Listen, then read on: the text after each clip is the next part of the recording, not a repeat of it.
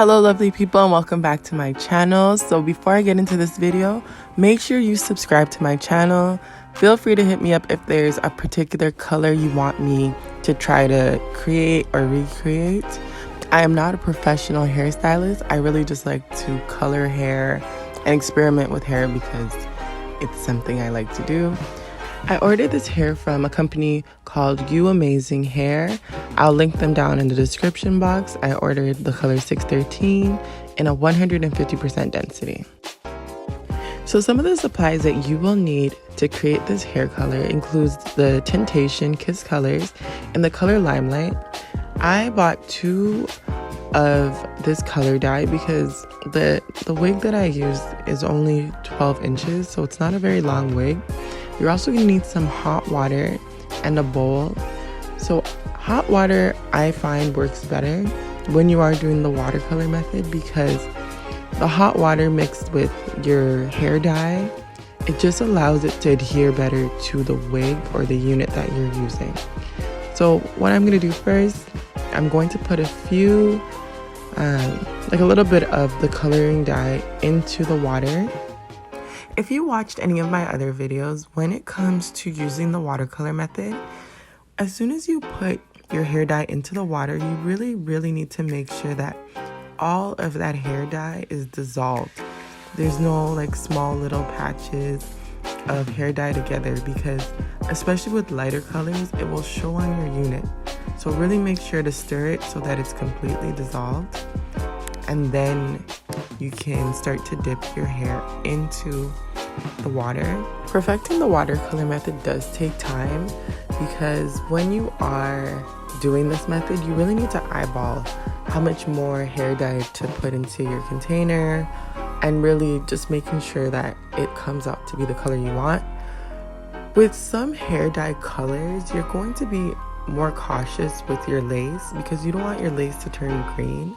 There's different methods to protect your lace, but I found that when I dye any of my units lime or green, it does not tint my lace. So something I forgot to show you guys on camera is, this is the first time I tried to do this, so I had already dipped the hair in and I remembered that I wanted to kind of strip that 613 color because oftentimes when you have a 613 wig, it kind of has that yellowish straw color, so I wanted to strip it by using my Shimmer Lights shampoo.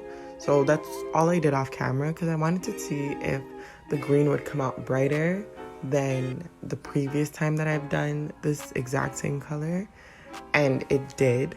So at this point, I'm just going to continuously repeat the exact same steps by adding some hot water if I need to, adding more hair dye, making sure that it's completely dissolved before I dip my unit back in. And yeah, so make sure to give this video a thumbs up, comment, and most importantly, subscribe to my channel, and I will show you the finished results at the end.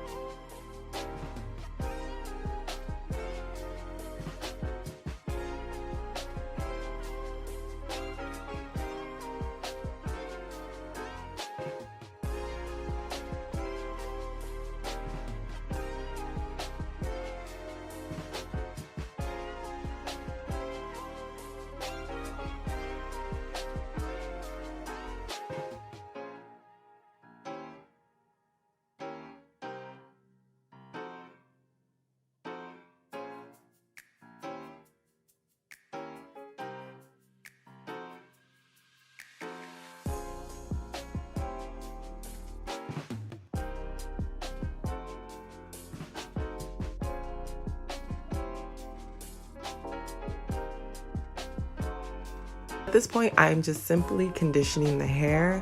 Anytime you dye any unit, you always want to condition the hair because you want it to still remain soft after the dyeing process. So the way I do this, I just lather a lot of conditioner on it and then put it in aluminum foil, leave it for at least half an hour or even an hour, just so it really soaks into the hair, and then I rinse it out with water.